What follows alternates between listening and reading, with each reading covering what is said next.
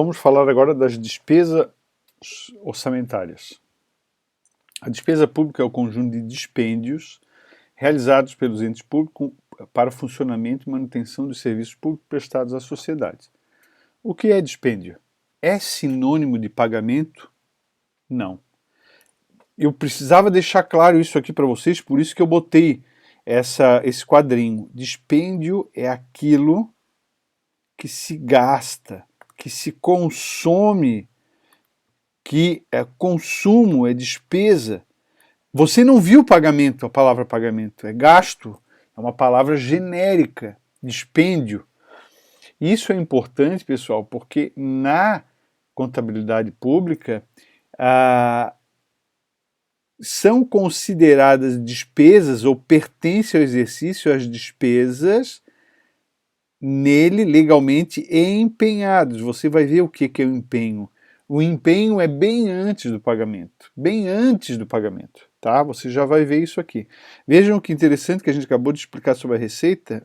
Quando se reconhece a receita, quando é a arrecadação, está escrito aqui, né?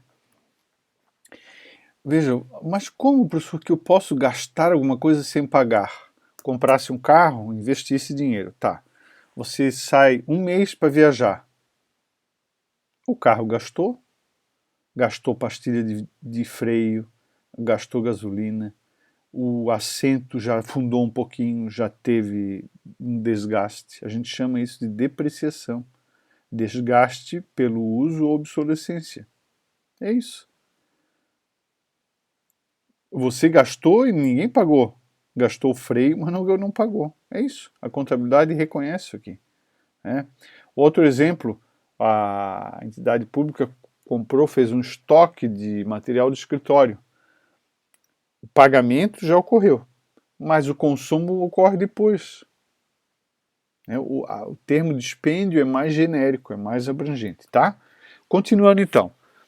Acabamos de falar do estado da receita, é o momento de falar do estágio da despesa, porque a gente acabou de falar no tal do empenho. Então, aqui a gente antecipou esse assunto. Os estágios da despesa orçamentária são, bom, normalmente a gente pula da fixação no orçamento, fixação do orçamento ou autorização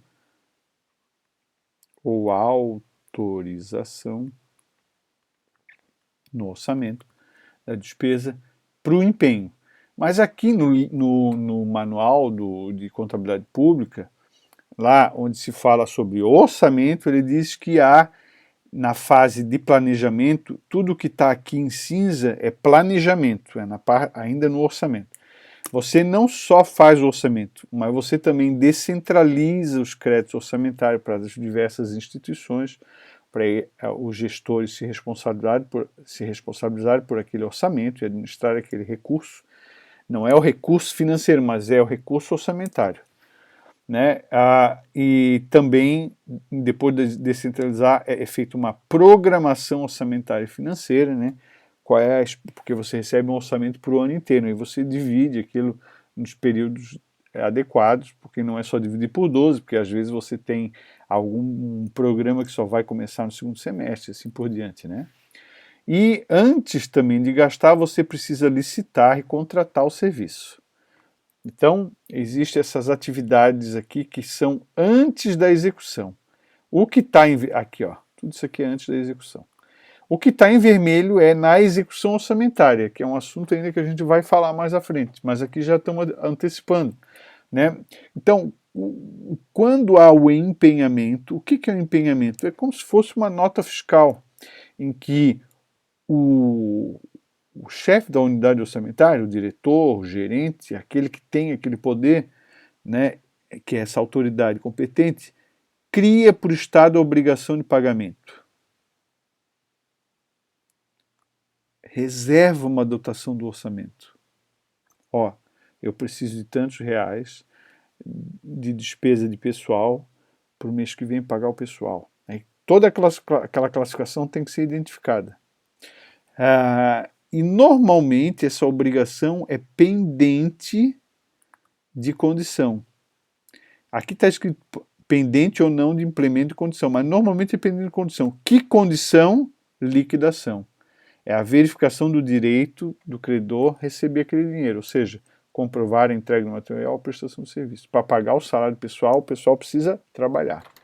Se faltou um mês inteiro e não tem justificativa, aquela pessoa que faltou não recebe o dinheiro, né?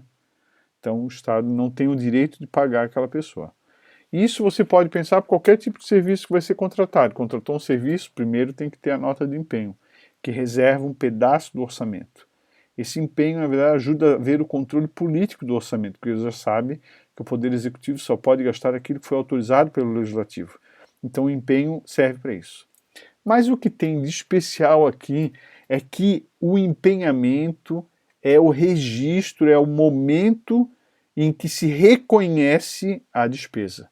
Empenhou, opa, já está contando como despesa. Não é no pagamento, pagamento é a última coisa, é no empenhamento, tá? E a liquidação é a verificação do direito, só pode pagar depois de liquidar. Não pode pagar sem ter liquidado. Se você pagar e não ter o processo de liquidação, você cometeu uma irregularidade. E se você pagar e não tem nem empenho nem liquidação, você cometeu várias irregularidades e aí é muito pior, né? Não pode haver pagamento, gasto de dinheiro público sem ter orçamento, é pior ainda, né? Continuando. Nós também temos despesa orçamentária efetiva e despesa orçamentária não efetiva. E a explicação é a mesma que nós fizemos na receita, só que agora é a despesa. A despesa orçamentária efetiva reduz o patrimônio líquido, reduz a disponibilidade de caixa. Você paga a despesa, ou na verdade você empenha, né? Então reduz o patrimônio líquido, estou devendo já. Ponto. Mas a despesa orçamentária não efetiva há uma troca, né? Há uma troca. Veja, a gente chama isso aqui um fato contábil permutativo, há uma troca, permuta uma coisa por outra. Vamos pensar na operação de crédito. Eu tenho uma dívida para pagar para o banco, que é aquela operação de crédito que eu fiz lá atrás, a dívida. Então eu pego o dinheiro do caixa e pago aquela dívida. Antes de pegar o dinheiro do caixa, eu fiz um empenho para dizer, vou pagar a dívida, fiz um empenho. Então eu já tenho aquele compromisso. A dívida diminui e diminui o caixa. O patrimônio fica igual. É uma despesa que não produz, não produz reflexo no patrimônio líquido da entidade, né? Vamos pensar um outro exemplo de uma despesa pública não efetiva. Eu falei o pagamento da dívida, né? Vamos pensar, então, vamos adquirir um veículo? Vamos, então eu vou empenhar, né? Reconhecer que tenho que pagar por um veículo, e aí paguei, o veículo chega. Então saiu o dinheiro do caixa e aumentou o patrimônio da entidade pública, porque agora eu tenho o veículo. Então só há uma permuta de patrimônio. É uma despesa? É. Mas é uma despesa que não diminui o patrimônio líquido. Eu posso pensar isso para um imóvel, eu posso pensar isso para a aquisição de ativos intangíveis e para pagamento de diversos tipos de dívidas, tá? Continuando, então. Nós temos aqui um quadro sintético das classificações da despesa orçamentária. Então, existe a classificação institucional, existe a classificação funcional, existe a classificação programática, existe a classificação por natureza de despesa.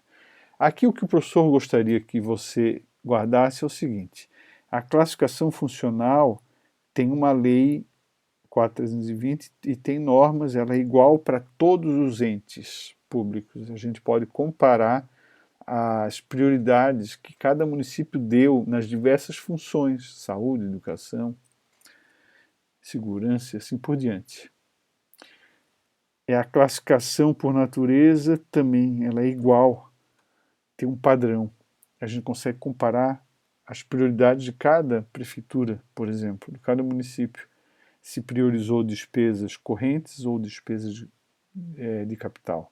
E as despesas de capital se priorizou operação de crédito ou se priorizou é investimentos ou inversões financeiras. A gente já vai ver essas classificações. A classificação programática é muito boa e informativa para o cidadão, mas ela não permite comparação, porque cada ente desenvolve sua estrutura programática. E a classificação institucional, apesar de ser mais antiga, ela também não tem uma padronização nacional, porque cada ente tem a sua realidade. Vamos lá, vamos explicar melhor isso aqui rapidamente. A classificação institucional é provavelmente a mais antiga. Você viu na videoaula com o professor Giacomoni, em que ele fez aquela revisão histórica, o orçamento da época do Império, em que o maior orçamento era do imperador e o segundo maior era da imperatriz. O resto do orçamento eram menores do que esses dois. E o que era o gabinete do imperador? Era um órgão. E o que é o gabinete da imperatriz? Era um órgão, era uma unidade, né? E assim você poderia classificar, né? Isso era mais comum antigamente, né? Tem a vantagem do institucional que você divide as responsabilidades. Então o imperador é responsável por aquela cota, a imperatriz daquela outra. E todos os outros órgãos, né? Hoje, se for pensar modernamente, o ministro da Saúde é responsável por aquele orçamento, o ministro da Educação, aquele orçamento, o ministro da Justiça, aquele, assim por diante, aquele valor, né? Então ela tem a sua utilidade. Serve para evidenciar unidades administrativas responsáveis pela execução da receita e da despesa, como eu acabei de explicar, impede uma visualização global das finalidades do gasto público, tende a gerar rivalidade interorganizacionais, tudo bem, uma desvantagem, que eu acho que não justifica a vantagem que é essa divisão desse gerenciamento dessa cota orçamentária, né? Agrupa as despesas de acordo com as instituições autorizadas a gastá-la. Órgão e unidade orçamentária. Atenção!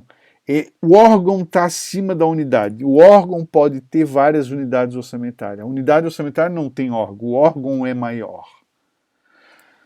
Exemplo, na Secretaria de Estado da Saúde tem o Fundo Estadual de Saúde, que é uma unidade orçamentária, tem orçamento próprio, e tem outros fundos. No órgão Tribunal de Justiça, Poder Judiciário de Santa Catarina, eu acho que daí é poder, né? O órgão Tribunal de Justiça tem se eu não me engano, 3 unidades orçamentárias. Tem um fundo Cidejude, que era de sistema de depósitos judiciais, tem um outro que é Fundo de Reparamento da Justiça, é um outro fundo, e tem a cota geral lá, que é chamada de recurso ordinário do Tesouro do 10º. É outra unidade orçamentária. E assim você pode ter várias unidades orçamentárias dentro de um órgão, né? E aqui a importância de não usarmos a classificação institucional como a principal para análises, né? Não há padronização. Quer ver uma coisa? Em Rondônia, eu passei para fiscal da Fazenda em Rondônia, o nome da Secretaria de Fazenda não era Secretaria de Fazenda, era Secretaria de Finanças e Fazenda, alguma coisa assim. Lá no outro estado é Secretaria da Fazenda, no outro é Secretaria da Fazenda e Orçamento. No outro, agora a União não tem mais Ministério da Fazenda, é Ministério da Economia, juntou o Orçamento e a Fazenda ficaram juntos, né? E então de um período para outro há essas diferenças, e de um estado para outro também, então você não consegue haver uma padronização nacional, tá? Então essa é uma forma de classificar a despesa. A próxima forma no próximo vídeo.